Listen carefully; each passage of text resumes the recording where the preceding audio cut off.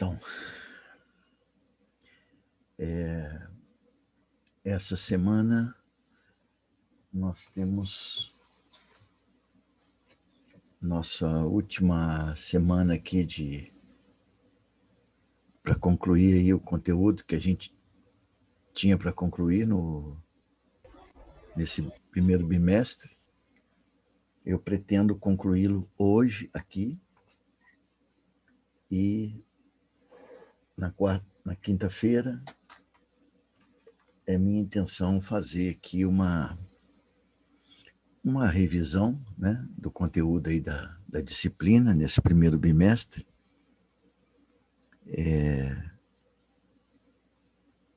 E finalmente semana que vem a gente faz a nossa avaliação.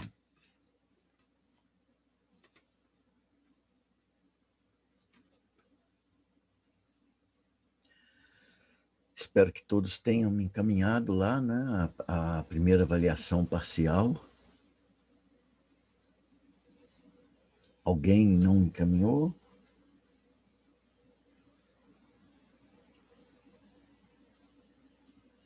Não? Beleza. Bom, acho que a gente vai dando início aqui, devagarinho, né? E vamos tentar concluir aqui o que nós temos para falar. Nós vínhamos aqui nos últimos encontros. Prof. Oi. Uma pergunta só, desculpa atrapalhar. A nossa prova vai até o feudalismo ou o capitalismo também entra? Entra até praticamente o que a gente vai ver aqui hoje. Tá bom, obrigada. Tá? De nada.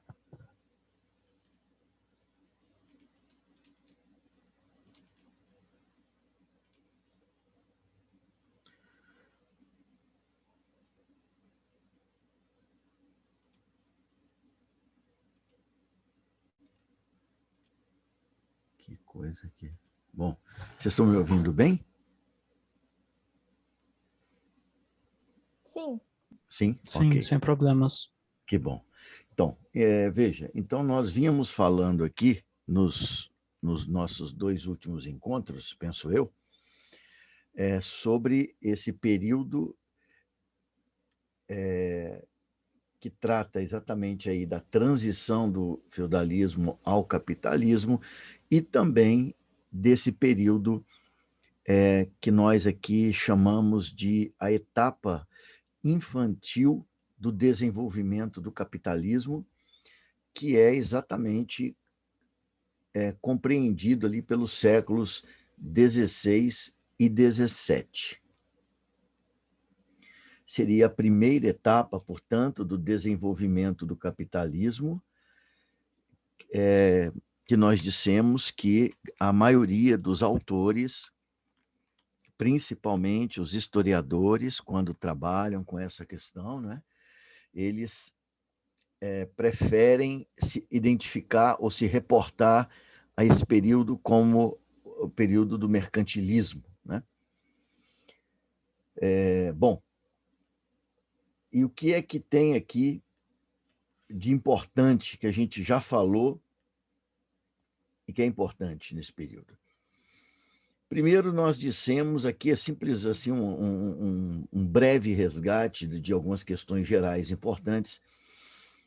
É nesse período que vão se consolidar as relações sociais de produção tipicamente capitalistas, né? Dentre as quais está a propriedade privada sobre os meios de produção e, principalmente, o trabalho assalariado, né? Essas relações elas vão se consolidar, o que não impede de que elas coexistam com relações sociais remanescentes do feudalismo, né? A gente precisa acabar definitivamente, gente, com essa força que puxa-nos a tentar simplificar as coisas sempre, colocar preto e branco, quando, na verdade, a sociedade, na verdade, ela é multicolor, né? Ela não é uma coisa tão simples assim, né? Então, as relações capitalistas de produção, elas vão se consolidando nesse período, mas isso não impede de haver ainda relações sociais de produção remanescentes do feudalismo. Segundo, a Europa ocidental é o locus, né, privilegiado do surgimento dessas relações sociais capitalistas de produção, né?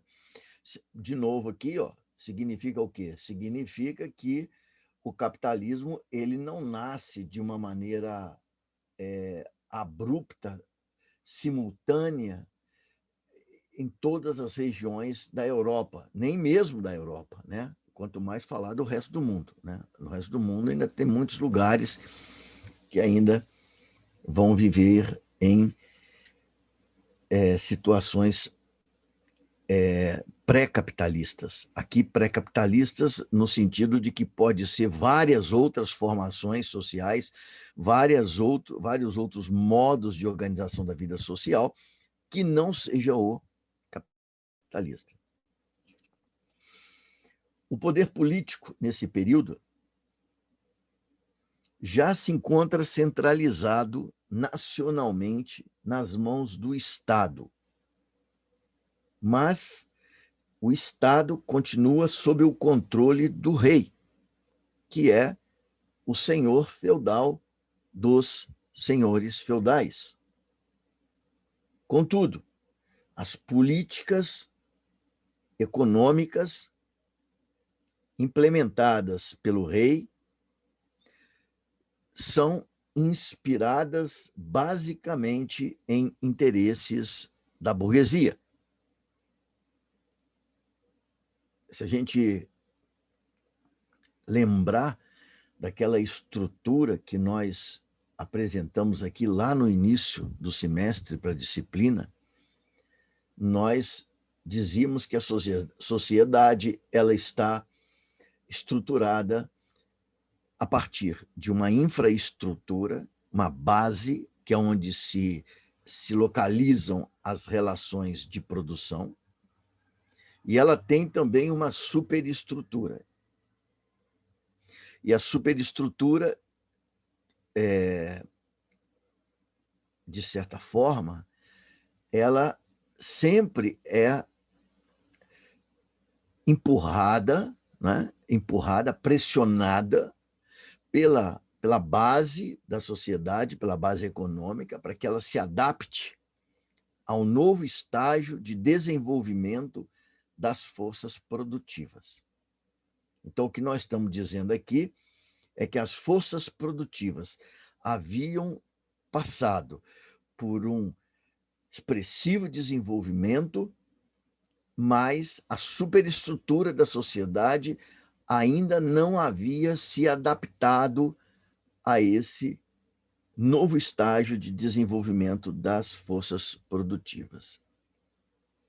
Isso não é absurdo, isso faz parte do processo dialético do desenvolvimento, né? E mostra, inclusive, que esse método, né, que geralmente a gente chama de método histórico, né, do desenvolvimento da sociedade, materialista histórico, né, esse método, ele parece que a história o confirma, né? Não fosse assim, né, se valesse mais o idealismo, a gente teria que dizer que primeiro surgiram as ideias de uma sociedade burguesa para depois existir a sociedade burguesa. A história rejeita essa possibilidade, né? Então, o poder político ainda continua nas mãos do rei, que é um senhor feudal, né? Porém, este rei já é completamente envolvido pela lógica da economia, a lógica de reprodução capitalista, né? Nós comentamos aqui muitas coisas que foram feitas nessa época, como, por exemplo, as expedições ultramarinas, etc. Ora, isso não tem absolutamente vínculo nenhum com o feudalismo, né? Bom, um outro elemento que é importante chamar a atenção aqui é o que a gente também falou aqui sobre a cisão que houve no catolicismo romano e que provocou o fracionamento do poder político da Igreja Católica e, ao mesmo tempo, da Europa, entre o catolicismo e o protestantismo, que, contudo, continuaram coexistindo nos mais diversos países ali da Europa, né? Essa cisão que houve, né? Esse fracionamento aí do catolicismo não tornou nenhum país exclusivamente, né, católico. Existiam grupos protestantes em países onde a política, o poder do Estado era mais vinculado ao catolicismo e vice-versa, né? E essa questão essa questão religiosa, ela vai trazer uma série de conflitos, né, que tem por trás dela, evidentemente, interesses políticos, interesses econômicos e também interesses dogmáticos, né? Ainda nesse período aí, as políticas mercantilistas dos países da Europa Ocidental fomentavam a expansão das atividades burguesas, porém essas políticas eram custosas, né? As expedições marítimas, elas eram custosas, né? Muitas vezes existia saques, né? Era uma época marcada pela pirataria, os ingleses, sobretudo, né?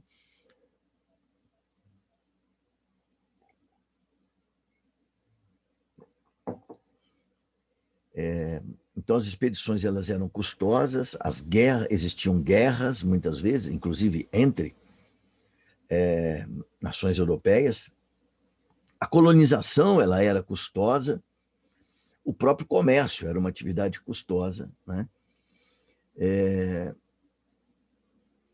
Detalhe aqui, né? Os empreendimentos, de um modo geral, eles eram liderados ou pela burguesia, de maneira isolada, independente, ou pela burguesia amparada pelo Estado Nacional, como a gente teve a chance também de comentar, né? Porém, os custos por tais empreendimentos, eles eram suportados exclusivamente pela burguesia e pelas massas trabalhadoras, né? Percebeu que aqui existe um problema sério nesse estágio de desenvolvimento do capitalismo, né? Porque a presença do rei como chefe de Estado, né, como, né, o soberano absoluto, né, sendo ele um representante da nobreza, o rei ele continuou garantindo uma série de privilégios da nobreza. Então, por exemplo, os nobres não pagavam impostos, né? Eles eram isentos, consequentemente, quem tinha que sustentar o Estado eram as outras classes. As outras classes significavam a burguesia e também a classe trabalhadora, que eram, por sua vez, aqueles que se envolviam, investiam nessas expedições e tudo mais. Bom, socialmente falando, essas sociedades dos séculos XVI e XVII, elas já estavam muito mais diversificadas e, ao mesmo tempo, bem estruturadas. E quais eram as classes que existiam aqui, né? Então, em primeiro lugar, as duas classes tradicionais do feudalismo, né? A nobreza e a igreja, e o clero, né? O servo desapareceu, que era a outra classe tradicional, sumiu, não existe mais. No lugar dele, vão aparecer pequenos proprietários rurais, que muitas vezes não exploravam a mão de obra assalariada, porque eram propriedades familiares pequenas. Grandes proprietários rurais, né? Esses geralmente explorando trabalhador assalariado no campo, né? Arrendatários são aqueles que também exploram a atividade rural, algum ramo da atividade rural, pode ser a agricultura, pode ser a pecuária, né? E também empregam mão de obra assalariada, mas esses não são donos da terra, são arrendatários, eles pagam aluguel pela terra que eles exploram, mas também são empresários, tá? Então, o pequeno proprietário, ele é um empresário autônomo, o grande proprietário, ele é um empresário empregando mão de obra assalariada, o arrendatário é um proprietário explorando mão de obra assalariada, empregando mão de obra assalariada. Na cidade vai aparecer os donos das manufaturas, certo? Que são os antigos mestres artesãos, que vão se converter em donos das empresas. Essas empresas vão crescer de tamanho e vão se transformar ali em manufaturas, como a gente já teve chance de explicar. E os comerciantes. Essas classes, esses homens que eu falei, pequenos proprietários, grandes proprietários, arrendatários, proprietários das manufaturas e os comerciantes, esses 5 tipos de gente vão formar o que a gente chama, então, de burguesia. São os proprietários, são os investidores, são os empresários. Paralelamente a eles, a gente vai encontrar, então, a população ou as massas assalariadas, os trabalhadores assalariados. Então, nós temos aqui agora, claramente, os representantes da antiga sociedade, a nobreza e o clero, os empresários, né? E os trabalhadores.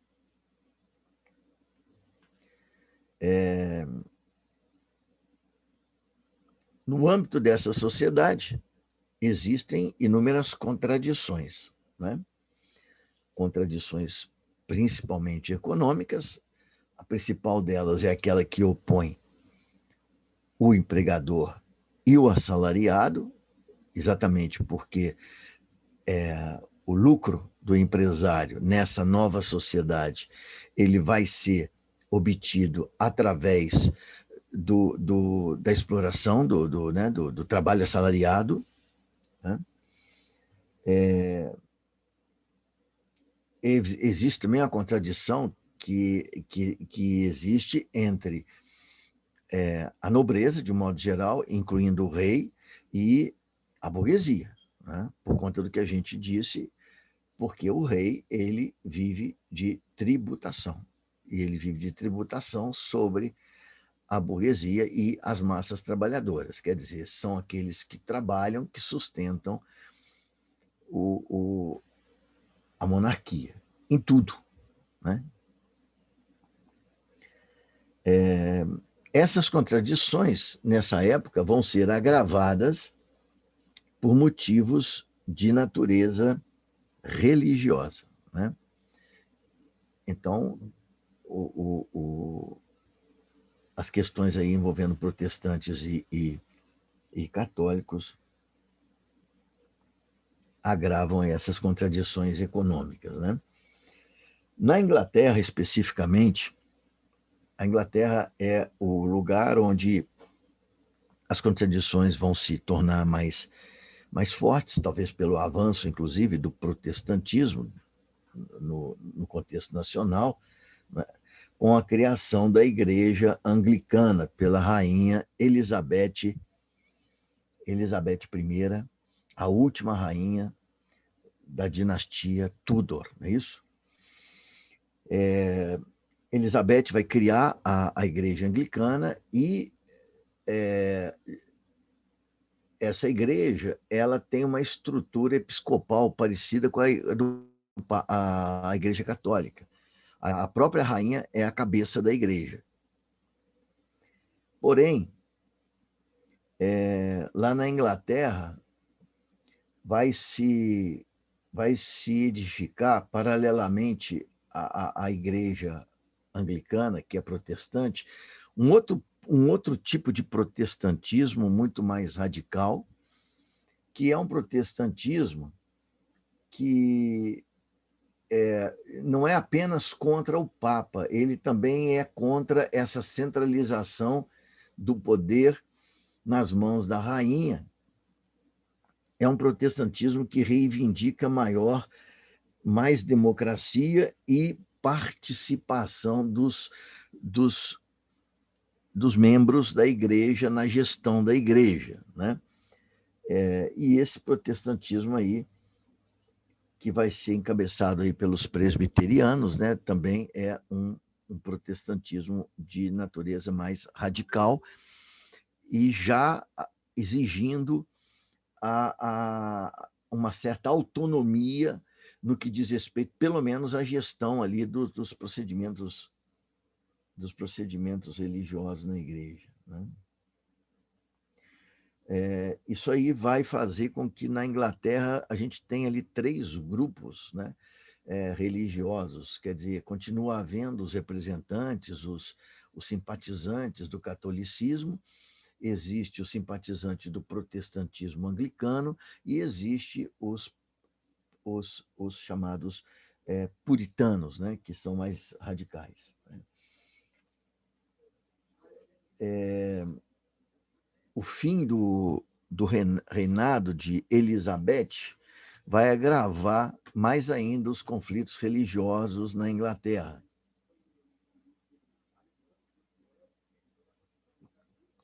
Porque os sucessores de Elizabeth Tudor vai ser a dinastia dos Stuart, né? O primeiro rei é Jaime Stuart, o segundo rei é Charles, né? Carlos I, ou Charles I, ambos de opção católica, né? Ambos são católicos, inclusive casados com... Naquela época casava-se, né? Isso, aliás, é um detalhe até importante aqui, porque vai ter importância lá para frente, mas naquela época era muito comum casar membros da aristocracia na Europa, né? Então, por exemplo, Jaime Stuart era casado com uma aristocrata austríaca, né? De confissão católica, da Áustria dos Habsburgo, né? E o Charles, o filho dele, vai se casar com uma francesa, também de confissão católica, né? Então, esses 2 reis aí, eles vieram ocupar um espaço que não era muito apropriado para eles do ponto de vista religioso, da confissão religiosa deles, por mais que eles fossem, de certa forma, tolerantes, né? Mas vai acontecer um episódio exatamente que pega um pedaço do reinado de Jaime Stuart e um pedaço do reinado do filho dele, que é exatamente a Guerra dos 30 Anos, que vai acontecer na Europa, uma guerra de motivação religiosa, bizarra, até uma guerra bizarra, com muitos mortos, né? Vai haver mais de 10 milhões de pessoas ali que vão ser massacradas.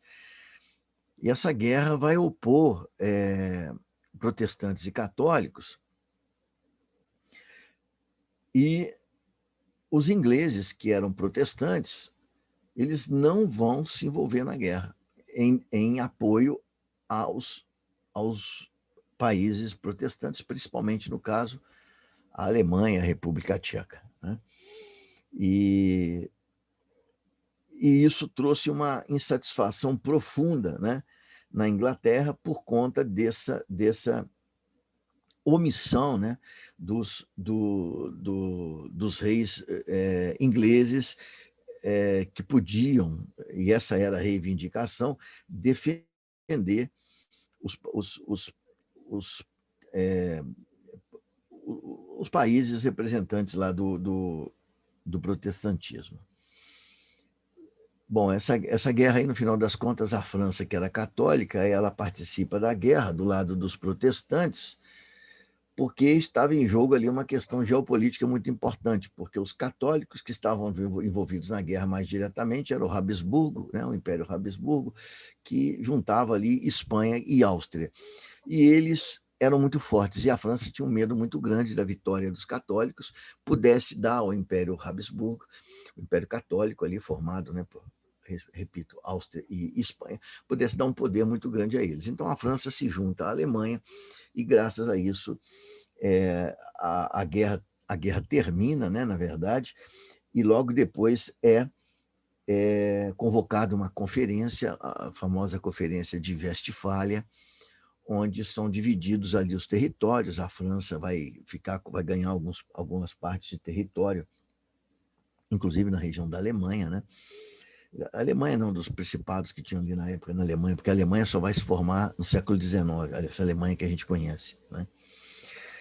Enfim, há umas divisões e a França sai de certa forma, fortalecida desse conflito, né? A França, que por sua vez era de confissão católica. Bom, isso são agravantes que vão acontecer, não é? Ao mesmo tempo, na Inglaterra, principalmente, começam a surgir, vinculados, de certa forma, ao protestantismo, começam a surgir ideias, pensamentos de importantes escritores que vão reivindicar, principalmente, né, uma abordagem anticlerical e de cunho científico empirista do mundo, né? Era a vontade de tirar a teologia definitivamente do centro, né? Do controle, do entendimento que se tinha da vida cotidiana, né? É bom lembrar que o protestantismo, ele, em várias regiões da Europa, ele vai desculpa, ele vai ganhar mais força exatamente entre os membros da burguesia.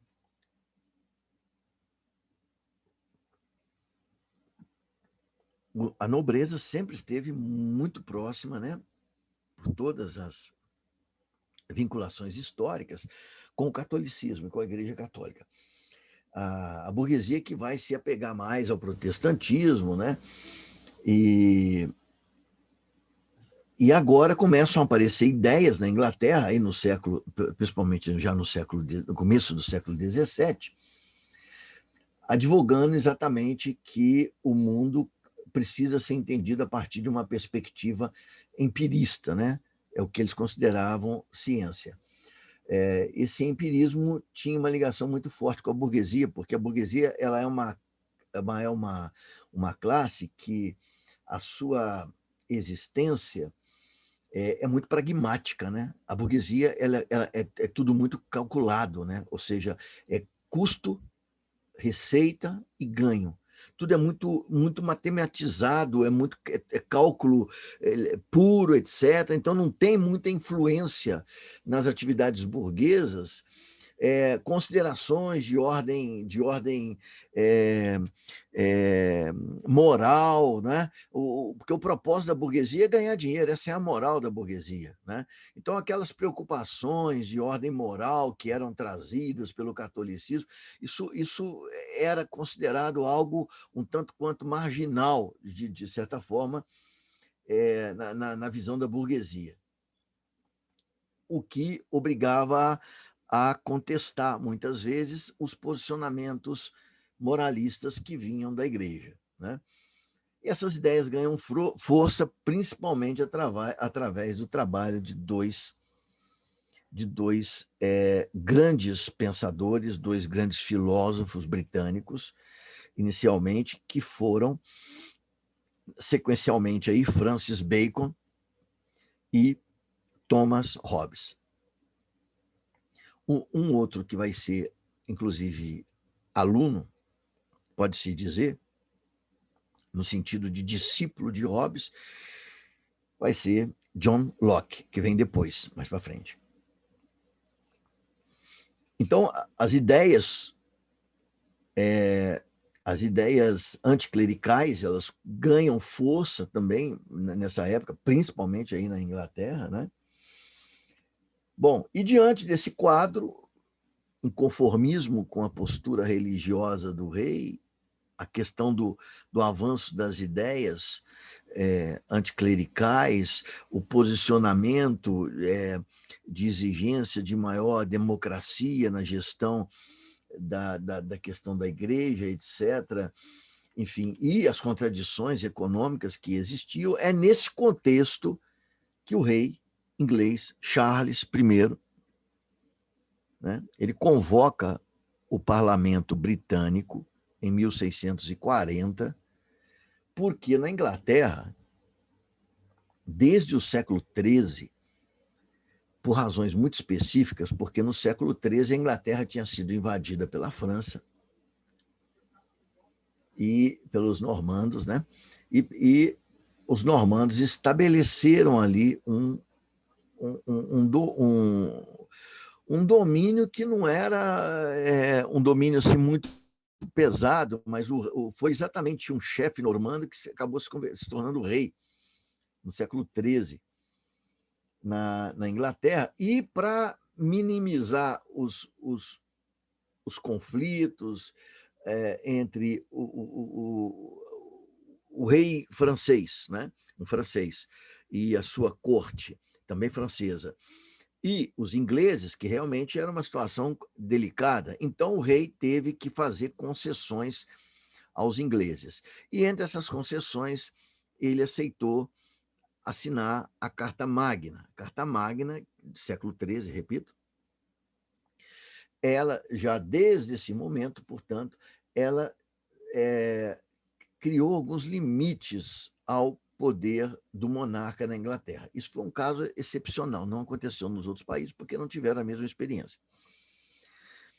Porém, agora, essa Carta Magna ganhava uma importância porque o rei convoca, em 1640, convoca, então, o parlamento, porque ele precisava de aumentar os impostos para financiar expedições, guerras e os custeios da coroa de modo geral. E o que acontece exatamente nesse momento é que, nesse contexto aí de ânimos extremamente acirrados, o parlamento na Inglaterra, nessa altura, ele era dividido em Câmara Alta e Câmara Baixa. A Câmara Alta era exclusiva da nobreza, a Câmara Baixa, onde estão os deputados, é que tinham os representantes da burguesia. E a Câmara Baixa, exatamente, ela tinha deputados realistas também, né? Mas ela se opõe àquele aumento de impostos desejado pelo monarca. Por quê? Pura e simplesmente porque não era, segundo a burguesia, né? Câmara Baixa, segundo a burguesia, não era absolutamente aceitável que as despesas reais, né, que eram importantes, eles reconheciam, mas que não fossem ali, de alguma maneira, também que não houvesse a participação da nobreza, etc. Então, houve uma rejeição a essa tentativa de aumento de impostos do rei, e o rei tentou se impor pela força. Em 1642, o parlamento, então, aprova uma lei, o parlamento, né, aprova uma lei autorizando a construção de um exército parlamentar, de um exército para defender o parlamento. Exatamente nesse mesmo ano, tem início uma guerra civil na Inglaterra. Bom lembrar que esse exército parlamentar, que foi aprovado a sua construção pelo próprio parlamento em defesa própria,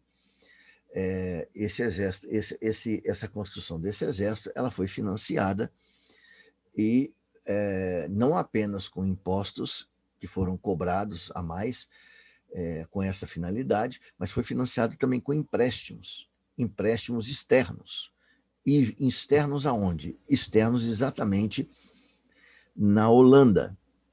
A Holanda, que era um país de governo protestante, né?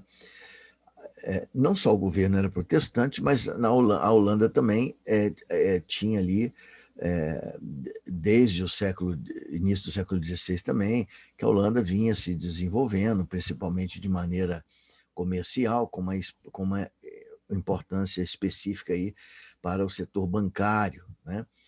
Esse setor bancário, muitas vezes, ele era controlado por judeus que haviam sido expulsos da Espanha e de Portugal no finalzinho do século XV, início do século XVI, como resultado da Inquisição, né?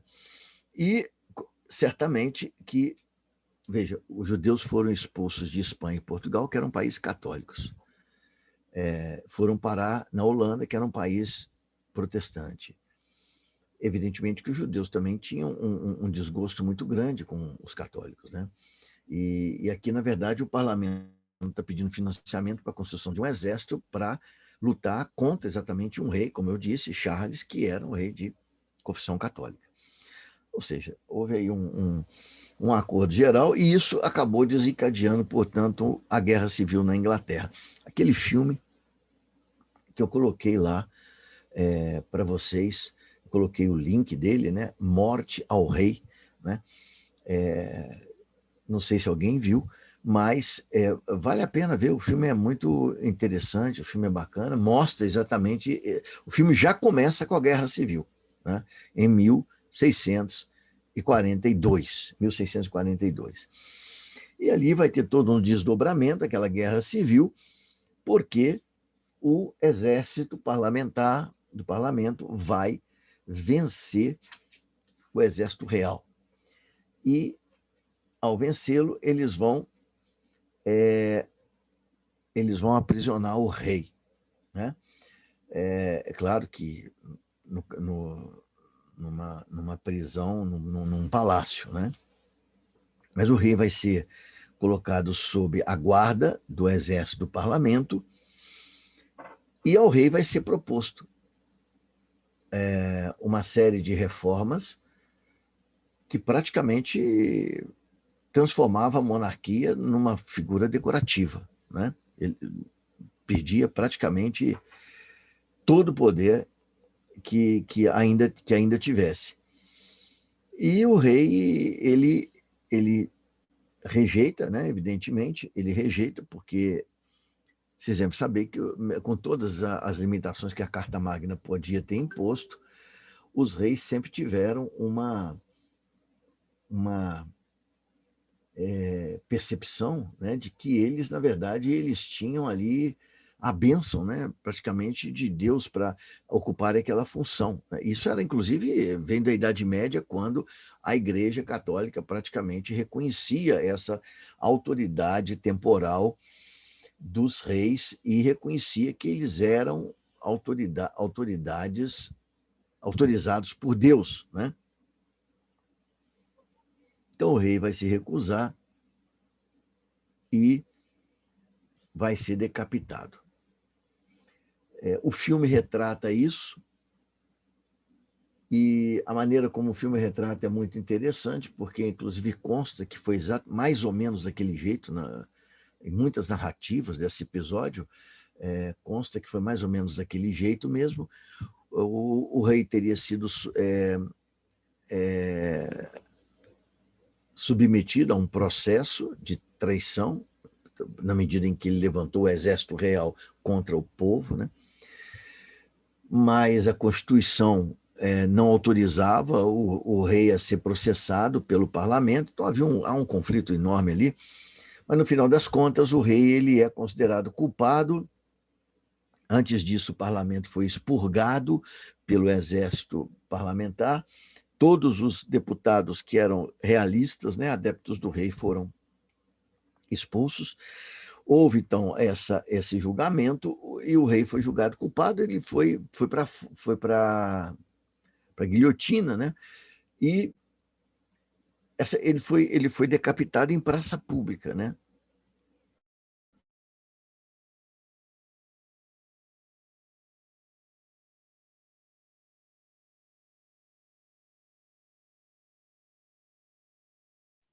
Professor? Travou para vocês também, gente? Eu acho que ele Travou. caiu mesmo. Caiu direto. O filme mostra uma cena assim, bem... Professor? Cena da decapitação. E aí a guilhotina desce, corta a cabeça do rei no filme.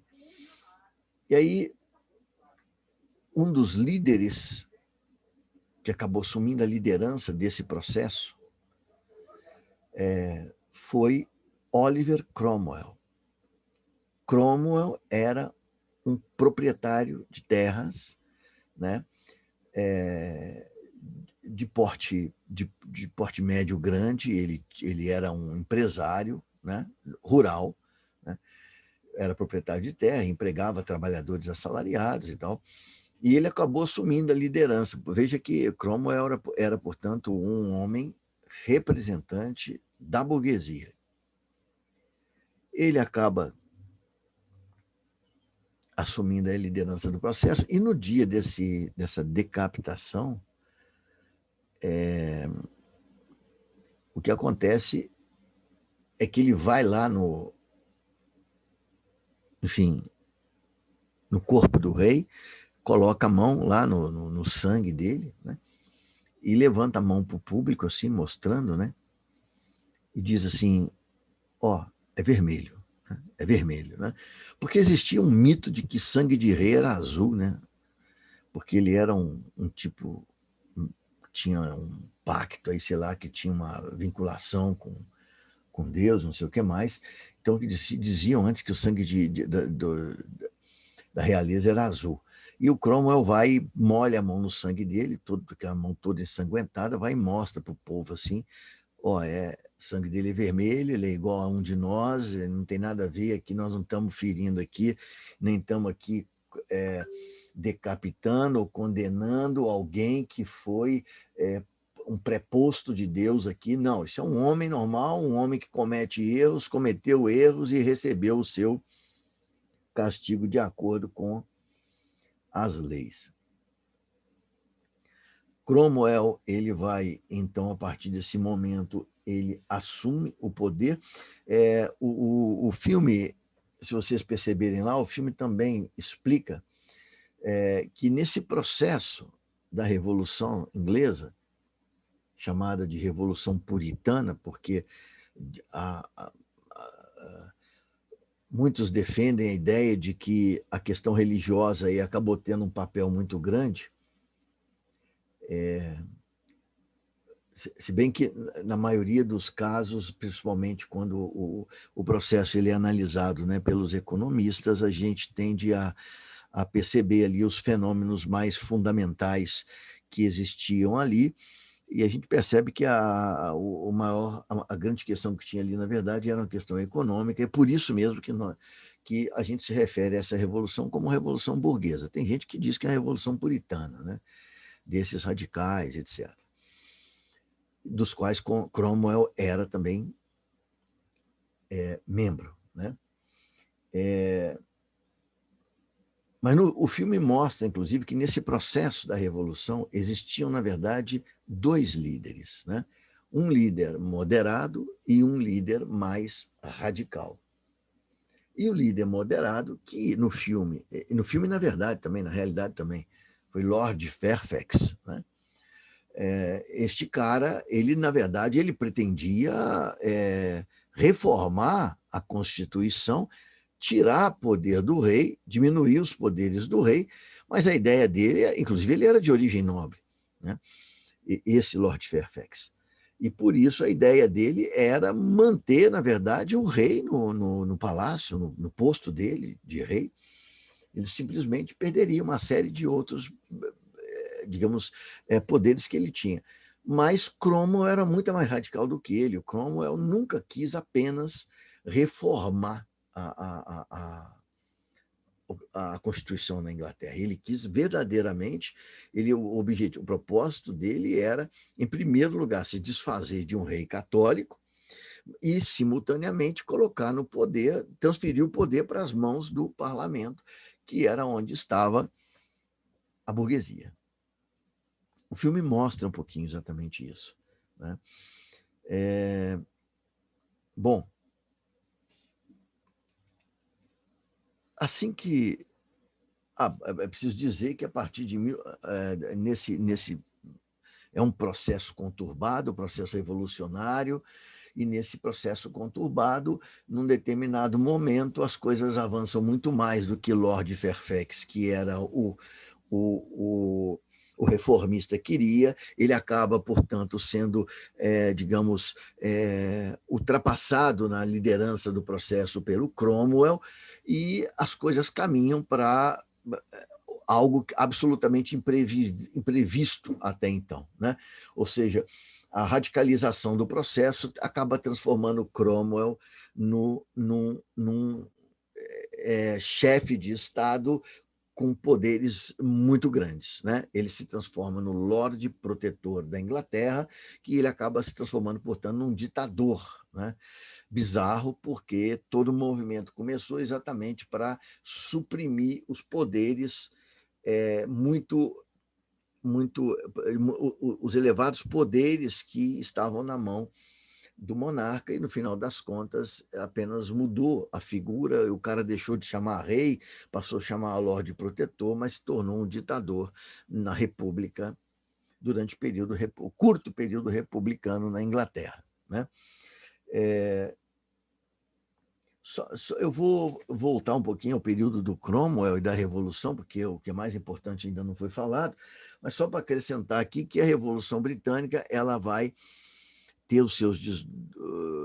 a Revolução Burguesa na Inglaterra ela vai ter os seus desdobramentos, porque em 1958 Cromwell morre de malária, né?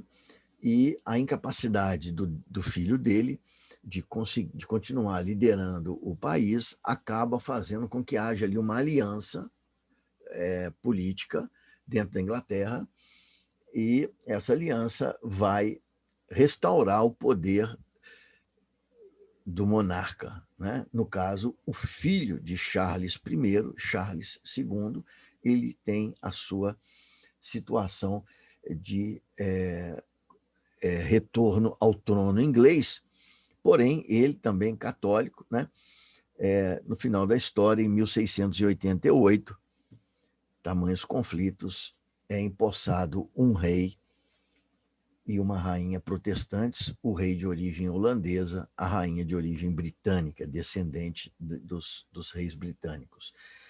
Bom, e a partir de 1688, que essa aí é chamada de Revolução Gloriosa pela maioria das pessoas, os historiadores, porque dizem que foi uma revolução que colocou no poder de volta um monarca protestante e, ao mesmo tempo, sem derramamento de sangue. Então, eles chamam isso de Revolução Gloriosa. O fato é que, quando é restaurada a monarquia na Inglaterra em 1688, esse monarca já não tem mais poder nenhum, né? Então, o acordo foi feito nessa base. Restaura a monarquia, mas a monarquia vai ser uma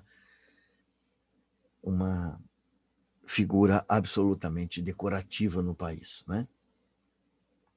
Bom, mas o que é mais importante para nós aqui agora é falarmos um pouquinho das medidas que foram tomadas por Oliver Cromwell no contexto da sua breve gestão à frente do protetorado na Inglaterra. Talvez a medida mais importante, assim, não sei se é a mais, mas uma das mais importantes de Cromwell, foi a edição de vários decretos, dentre os quais um deles é conhecido com o nome de Ato de Navegação número 5. Né? Esse Ato de Navegação número 5, ele foi editado em 1653, ou coisa parecida com isso, e teve uma importância gigantesca nesse contexto histórico. Por quê? Em primeiro lugar, foi um ato, todo decreto, né, como ainda hoje, todo decreto ele é criado pelo governo, pelo Estado. Né? Então, esse ato de navegação ele foi criado pelo governo britânico, pelo governo britânico. O que tem aqui de importância? Tem de importância aqui que a gente continua a perceber o que já vínhamos falando do período, né, das políticas mercantilistas, né?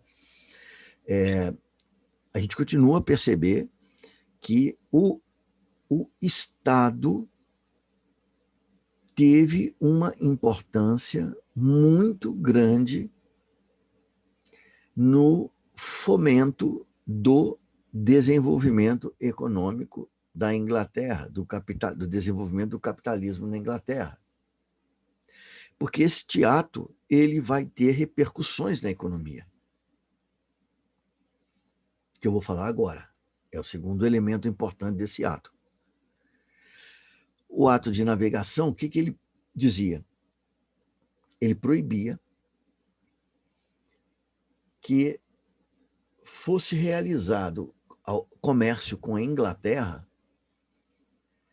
sem utilizar embarcações britânicas. Ou seja, nos portos britânicos só podiam ancorar barcos da Marinha Mercante Britânica, Marinha Mercante privada, né? Da Marinha Mercante Britânica. Ou seja, qualquer outro país da Europa que quisesse comercializar com a Inglaterra teria que contratar empresas de navegação britânica. Bom, em primeiro lugar, isso representou uma ação de caráter protecionista. Os ingleses passaram a proteger os seus, né, a sua marinha mercante privada, né, na medida que inviabilizou que esse comércio também pudesse ser realizado por embarcações de outras nacionalidades. O que isso vai produzir? Isso vai fazer com que haja muita solicitação de embarcações britânicas por parte, inclusive, das outras potências europeias, para poder comercializar com a Inglaterra. Consequência disso, desse aumento da solicitação de embarcações britânicas, né, da Marinha Mercante Britânica, vai ser também um aumento muito grande na demanda por embarcações, da construção de embarcações. Né? Se existe uma procura muito grande, nós queremos contratar, é preciso que hajam embarcações para tanto. Então,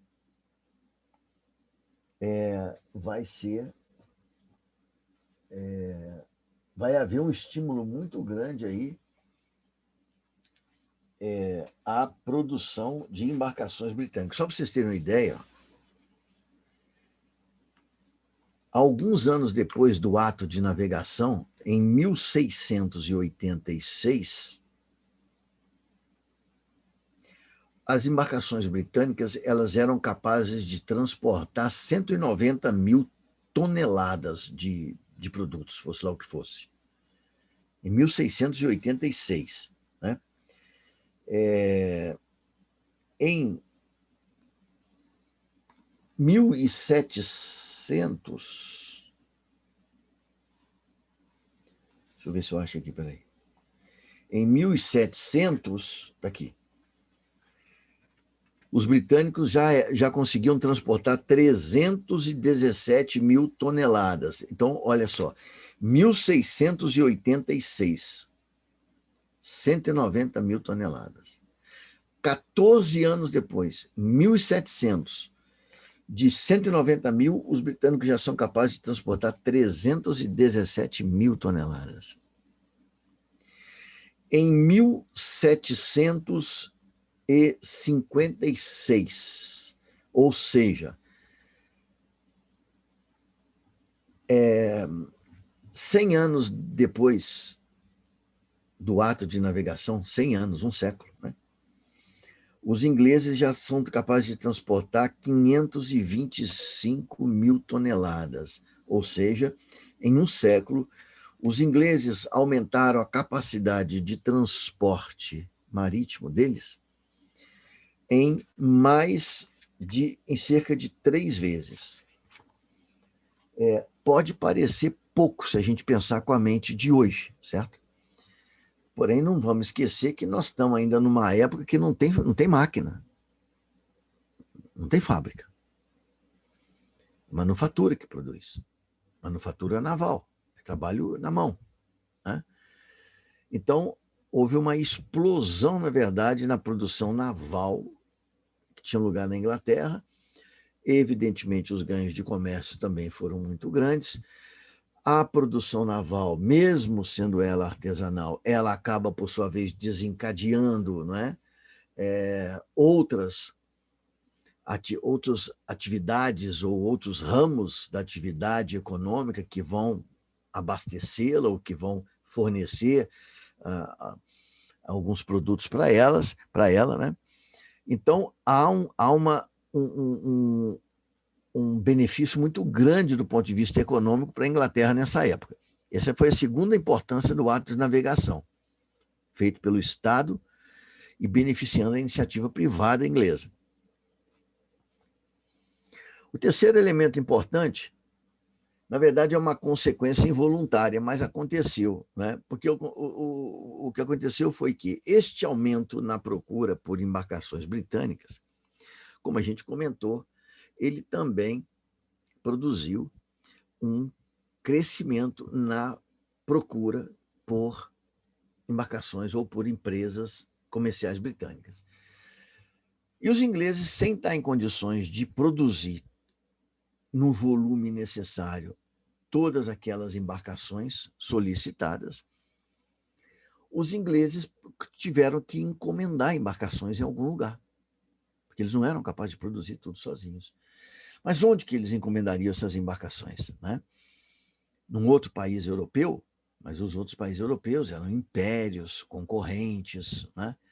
Então, os ingleses decidem fazer pedidos para que começasse a se construir embarcações nos Estados Unidos.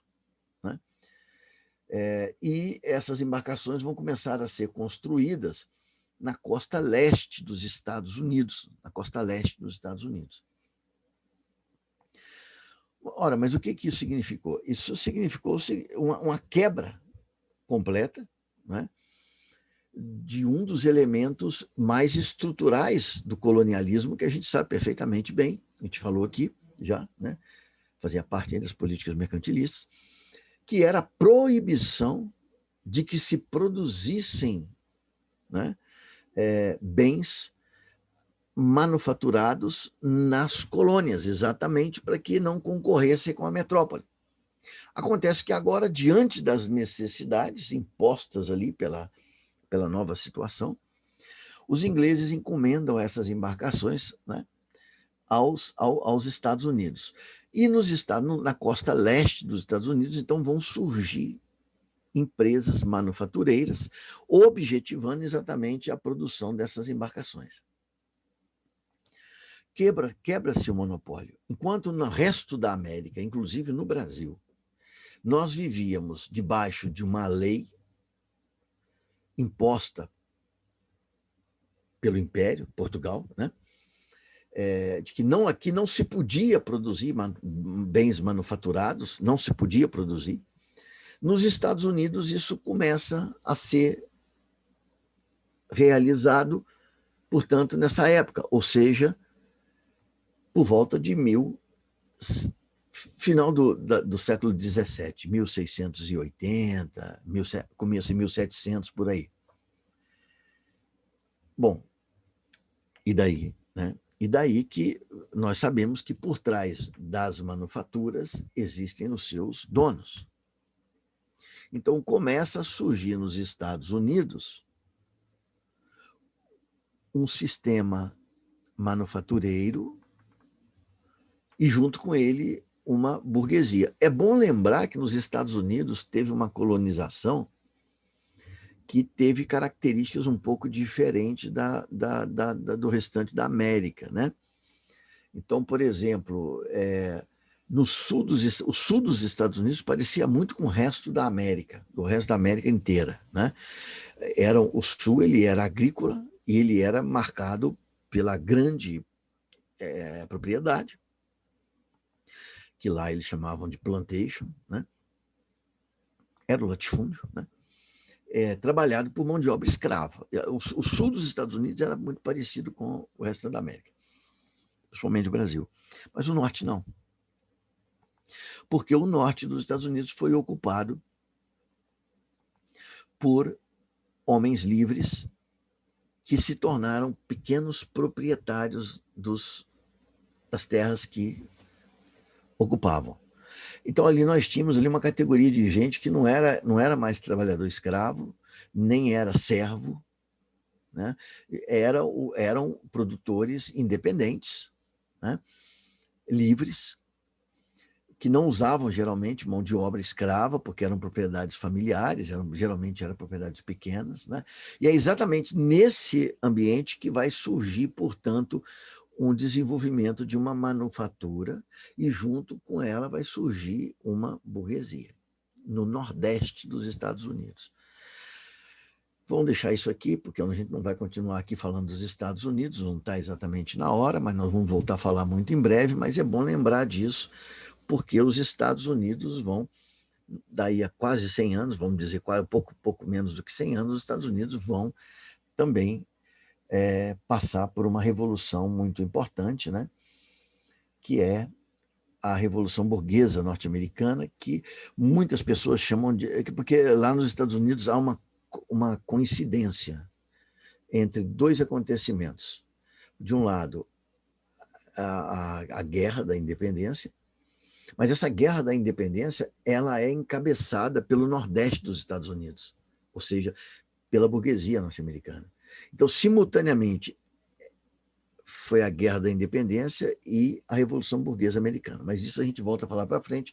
Só quis mencionar aqui porque teve relação com todas essas decisões tomadas aí por Oliver Cromwell, na Inglaterra. Veja que isso não foi sequer um ato pensado.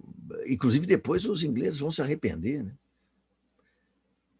Porque isso aí vai ser a origem da independência dos Estados Unidos. Mas não foi só isso que aconteceu. O ato de navegação foi uma medida importante. Uma outra decisão super importante que foi tomada, e olha aqui, a gente vai percebendo aqui o caráter especificamente burguês da Revolução na Inglaterra. Desarmamento da nobreza. Lembrem-se que os senhores feudais, na Idade Média, eles possuíam suas armas, né? E, nesse momento, vai ser editada uma lei em que a nobreza vai ser desarmada, né? Outra coisa importante, a taxação da nobreza. Acaba o negócio de isenção de impostos. né? Evidentemente que nós estamos diante aí de uma decisão de natureza democrática, no sentido de colocar absolutamente todos os ingleses, independentemente da classe a que pertencem, sob o regime de tarifação ou de taxação, né? É claro que essa taxação vai variar de grupos para grupos, mas todos passam a ser tributados. É óbvio que isso deve ter aumentado de maneira importante a receita do Estado, tendo em vista que essa classe de homens não era tributada. Uma outra coisa importante também que vai acontecer nesse período aí é o desenvolvimento, né, de um banco privado que representava ali uma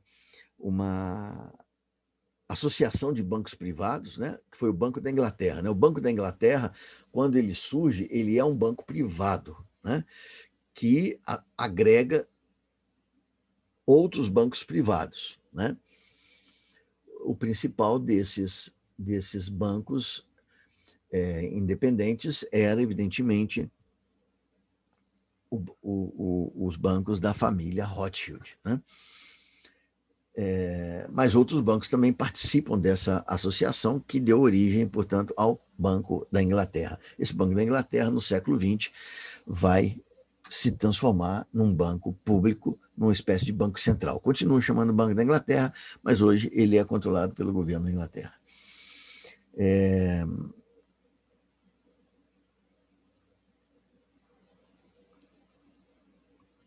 Em 1703, portanto, nós estamos aí há cerca de 20 anos após, né, digamos que a Revolução Inglesa ela durou de 40 até 88, né, porque foi o que a gente mostrou aqui. Então, em 1703, a Inglaterra vai fazer um importante acordo comercial com Portugal. O nome desse tratado, desse acordo, é Tratado de Methuen. Methuen era o nome de um diplomata britânico. E o que dizia esse acordo? Que a Inglaterra abriria o seu mercado, assim como o mercado de suas colônias, muito vastas, né, no mundo todo, a importação de vinho português sem cobrança de impostos. Claro que isso tomado assim isoladamente, isso era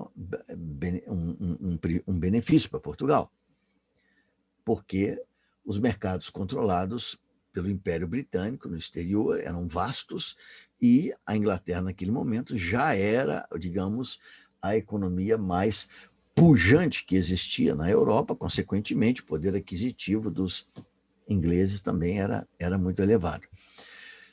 Trouxe benefício para Portugal? Certamente trouxe, né? Eles vão vender mais, inclusive em vantagem com o vinho vendido por outros países concorrentes, como, por exemplo, a França, né? Então, não esquecendo que a Inglaterra, nessa altura, já tem um rei protestante, enquanto a França tem um rei católico, muito embora Portugal também tenha um rei católico, né? Mas, então, há benefícios para Portugal. Bom, em troca, o que foi que os ingleses exigiram?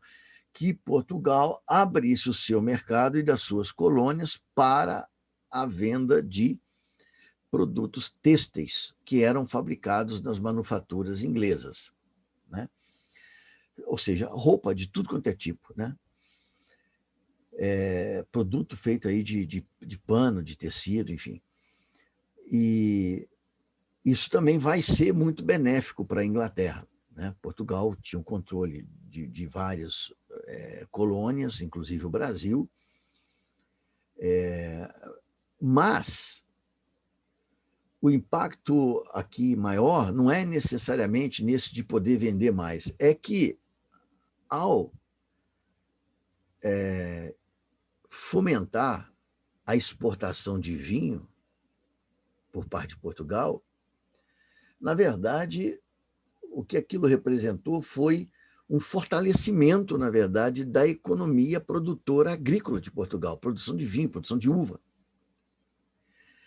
E na Inglaterra, o fomento não foi da produção agrícola, foi da produção manufatureira, produção de roupa.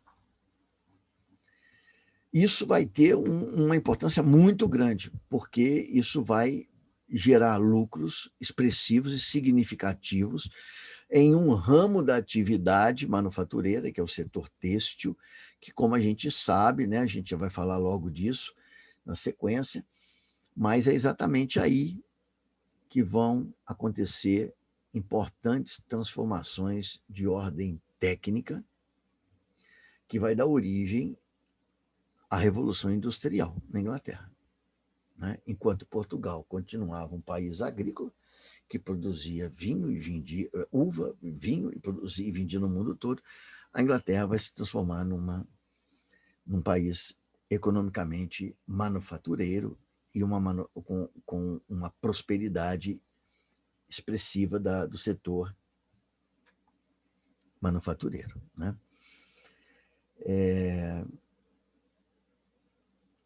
Esse período aí,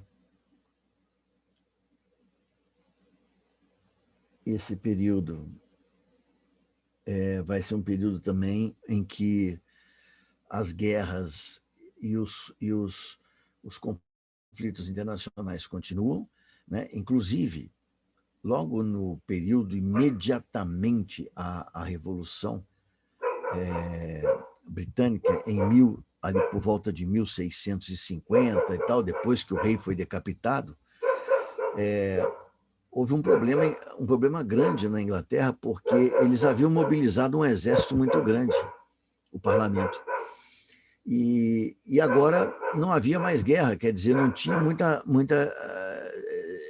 atividade para aqueles soldados que envolveram-se na guerra, colocaram em risco suas vidas, enfim, a guerra tinha acabado. Então, Cromwell, depois que assume o poder, é uma outra atitude dele de fomentar guerras, não só no sentido de gerar emprego para essa massa de gente, mas também para dar continuidade num projeto expansionista que a burguesia tinha de conquista e alargamento dos mercados externos, controlados pelos britânicos. Né?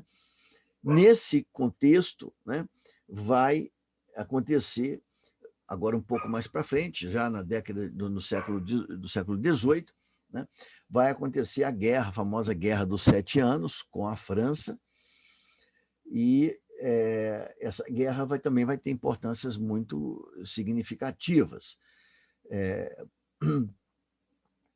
porque os ingleses vão vencer, a França luta ao lado da Espanha, e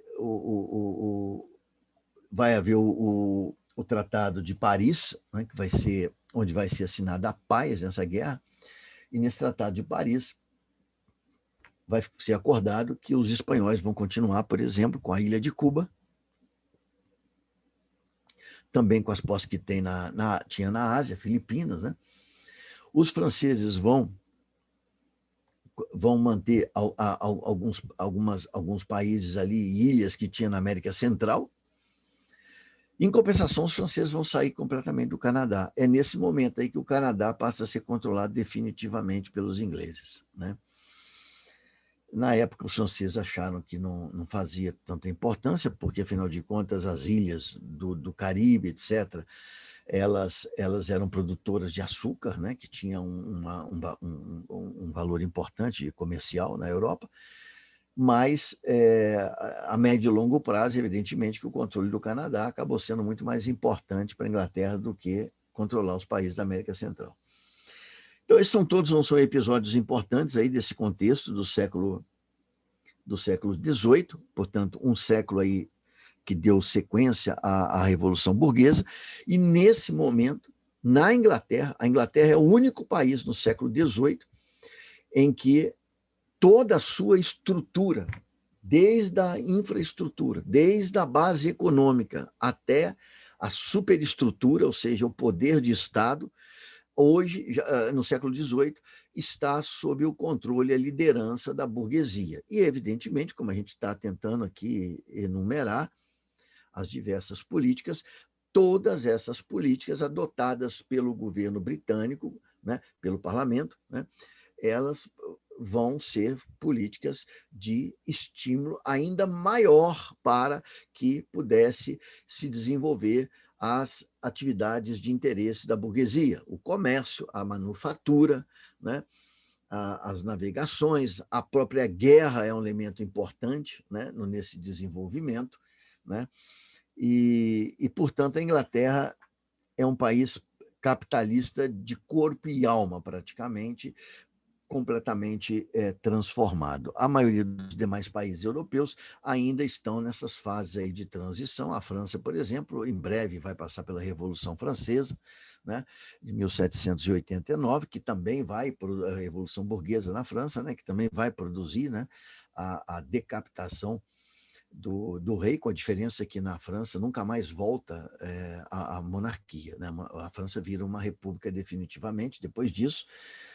E os demais países europeus também vão passar por suas revoluções burguesas, uns com mais barulho, outros com menos, mas o caminho mais ou menos vai ser, a partir de então, essas revoluções burguesas, cuja finalidade é meramente colocar a classe que já detém o poder econômico em suas mãos, também passa a deter o poder político. Né? Tudo tranquilo aí, gente? Vocês acham que deu para acompanhar mais ou menos? Sim, professor. Tá dando Aham, sim, sem Bruno. problemas. Por mim, sim, também. Olha só, eu vou colocar, ainda hoje, eu vou colocar alguns textos, não muito longos, textos lá na nossa pasta, no Life, que retratem aí esse período da Revolução burguesa na Inglaterra e os desdobramentos econômicos aí que a gente comentou. Na quinta-feira, nós vamos à noite aqui fazer, então, um breve resgate do que foi trabalhado ao longo desse semestre, e eu vou disponibilizar, então, aí na semana seguinte, né, a gente tem, então, a nossa avaliação. Eu ainda não sou capaz de responder para vocês se essa avaliação vai acontecer na hora da aula, né, durante o período de aula que nós temos, ou se eu vou encaminhar para vocês um questionário, dar um tempo para que vocês possam me devolver como foi feita a primeira parte da avaliação. Isso tudo vai depender da minha capacidade aqui de organizar essas questões no Life e colocar à disposição para vocês. Então, isso eu devo ter um retorno disso, uma certeza disso, talvez no nosso encontro da quinta-feira à noite, e eu aviso para vocês.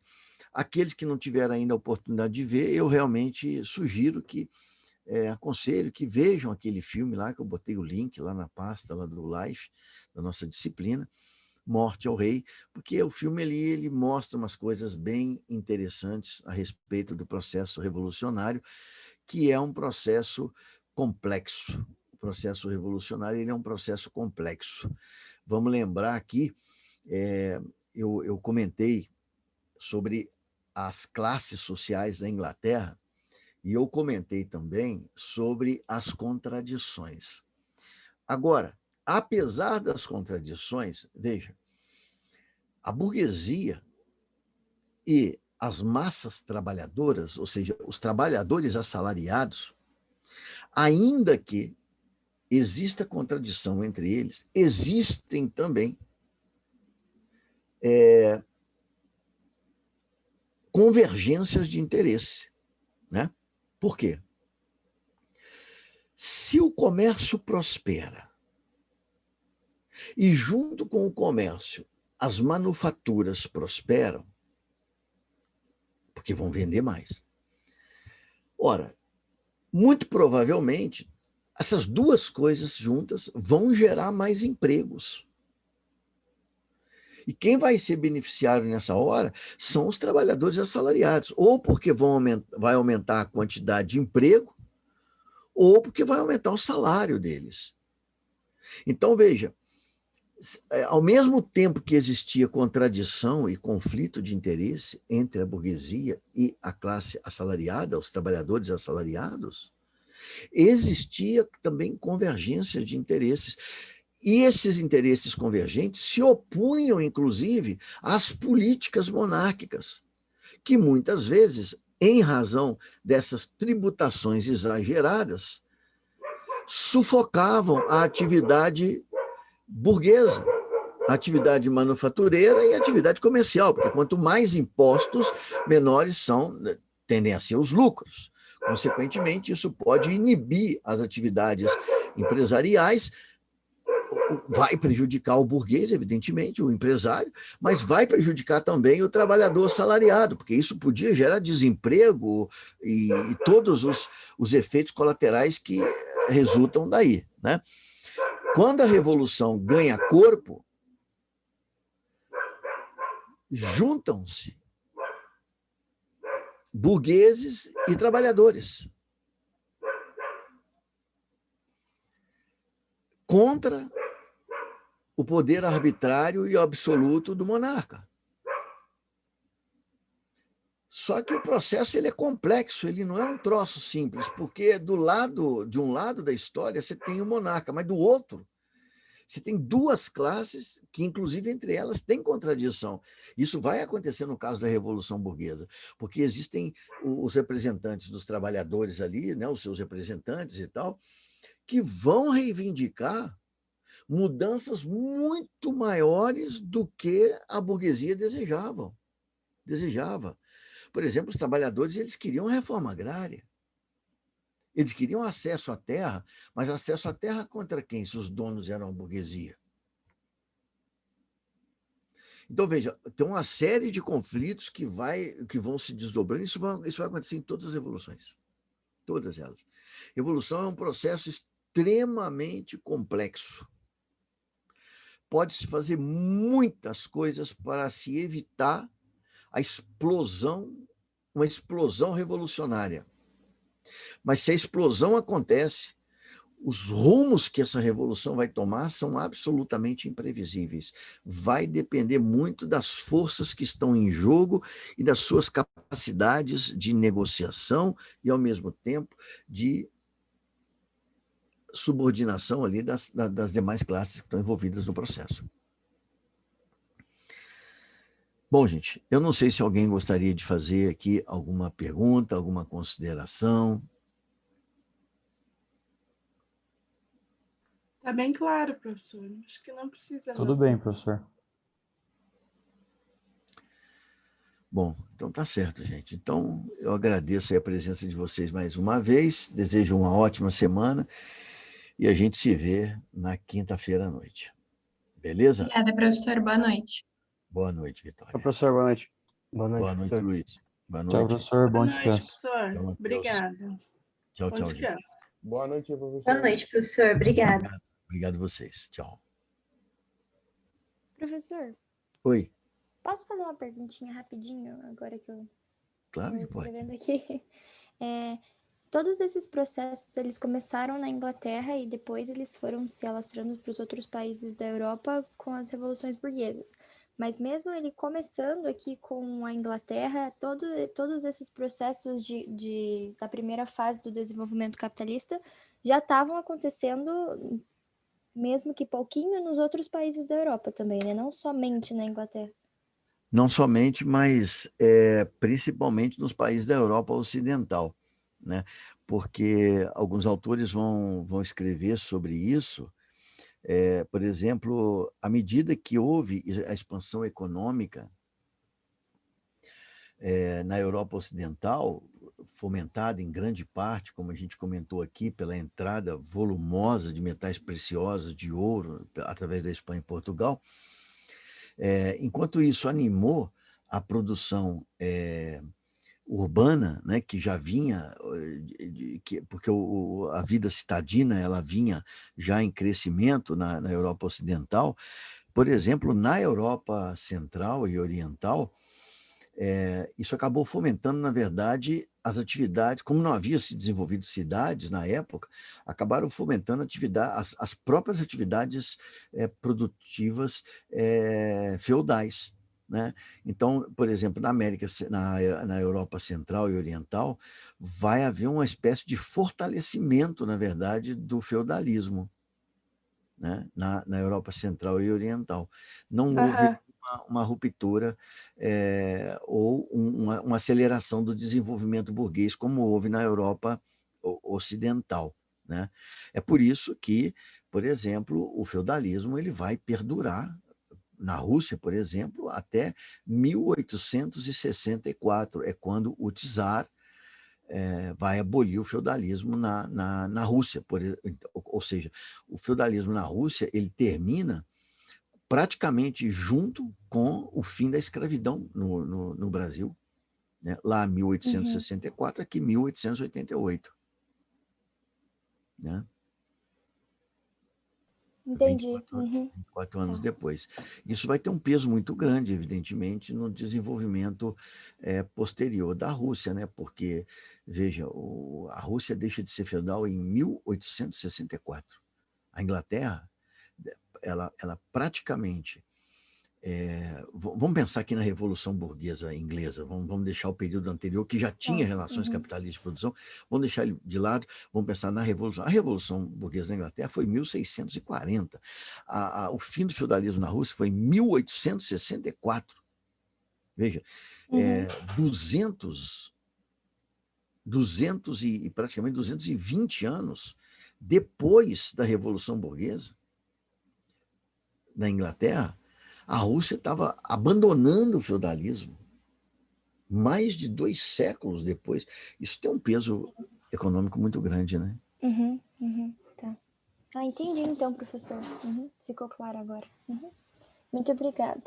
Que isso, prazer é sempre meu. Obrigado você. Tchau, tchau. Até. Tchau.